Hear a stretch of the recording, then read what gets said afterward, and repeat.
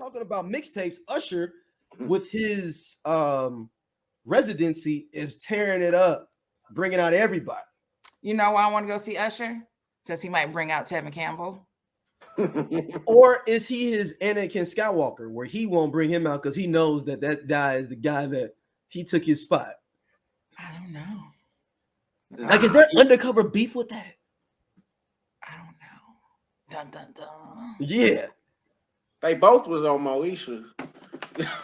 But Usher did have a bigger role. But I'm just saying, could Tevin Campbell look at him and be like, nigga, those are supposed to be my songs.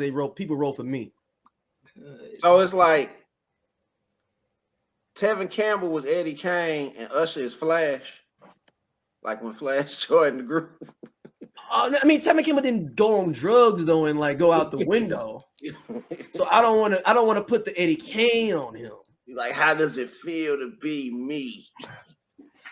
It's is he the Earl from Dreamgirls? Is he the dude Earl the original dude that James that they was writing for? In Dreamgirls, the original dude that was Cadillac. What was his name? I'm trying to think of the comparison. No, but didn't Eddie Murphy play? Yeah, Eddie Murphy played it. Yeah. So, I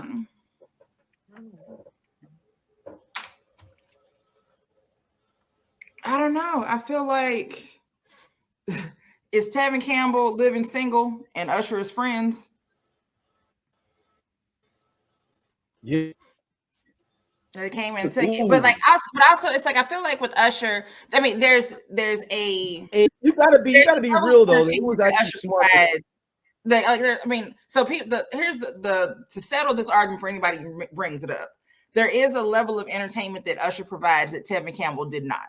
Tevin Campbell did not dance, right? So he wasn't so much. You hit it, Stacey. You hit it. Right. So like he wasn't so much the entertainer, but as far as the songs that were coming out, the level that he was at, because in another world that a Goofy movie, that would have been Usher. Yeah. Like, and there's no reason that it wouldn't have been. A Goofy movie would have come out a couple of years later. That'd have been Usher, not Tevin Campbell. Because who else it wouldn't have been anybody else. So it's I think that Tevin Campbell may not think of it that way because I mean like I said, there's different lanes that they were both in. But hell, the first Usher's first album, Usher wasn't dancing around like that. It was more ballads, kind of a little bit of up tempo stuff, very Tevin Campbellish. And then when My Way came out, then that's when everything changed. So. Well, he was dancing in Think of You though. Yeah, but it was more kind of grooving, you know. It wasn't like that. I'm a 90s. Tevin Campbell did try to dance in Goodbye. Ah, yeah, that's true. He was trying to push him that way. Because I'm the T to the E to the V. and remember, he had the shirt where it was flowing in the wind. Yeah. So pretty much, like I said, Tevin's third album wasn't that great anyway. And then, so that's put that out. When he had the mystical braid. Yes, when he had the mystical braids. Back to the World album. Yeah, the Back to the World album wasn't that great, and so that anyone could have come in at that point. I mean, it's not like it's not. We have also to think of it this way, right? You're just only talking about R&B. We're not talking about worldwide and top 40. And again, Usher has absolutely earned every accolade that he's received. We just saying in the beginning, he kind of took Tevin Campbell's place. That's it. You know what? The album after that was actually pretty decent. After Back to the World?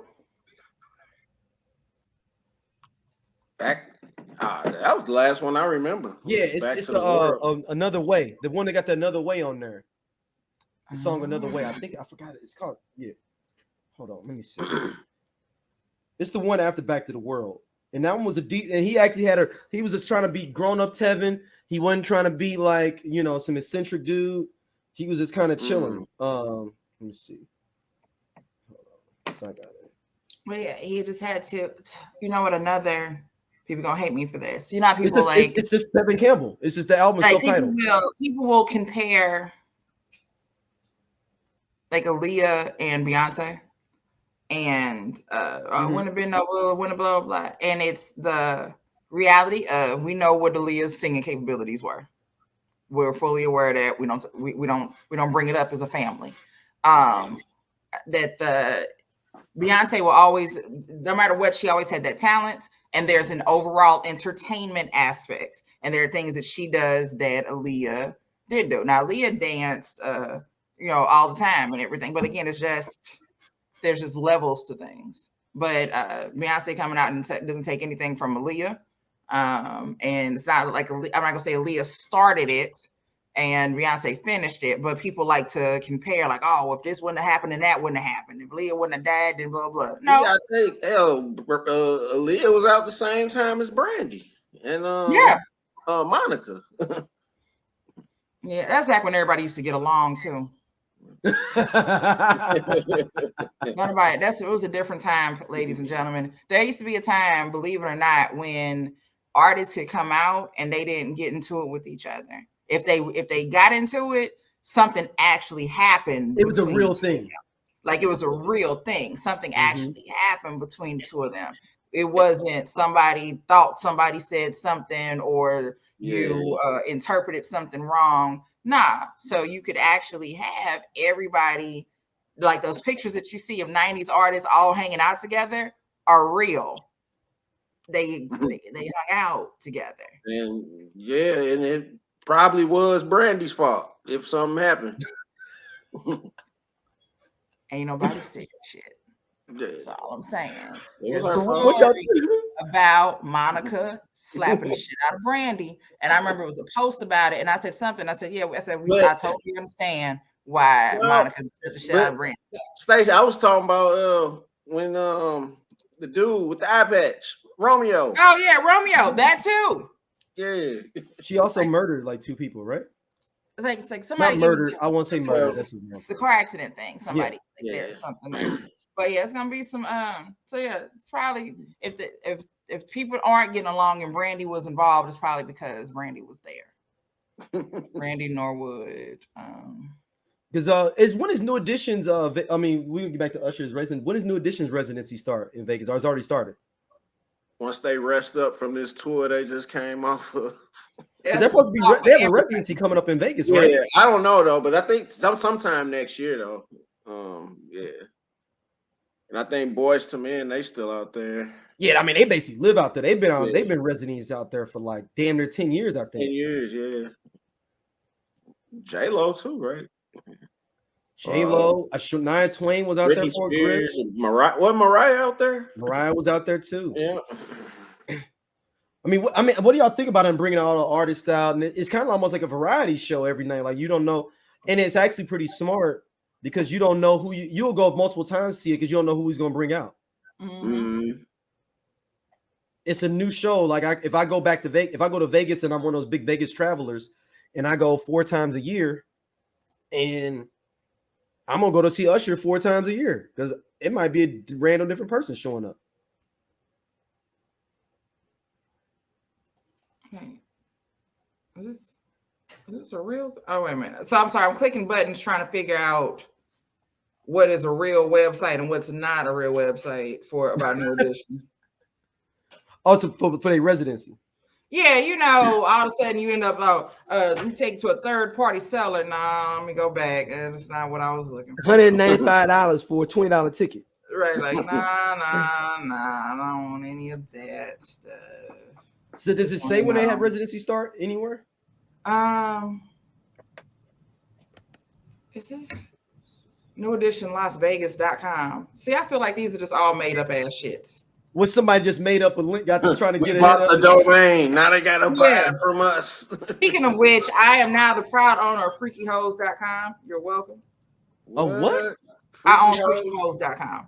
Prettyhoes.com? Yeah, so I buy domains.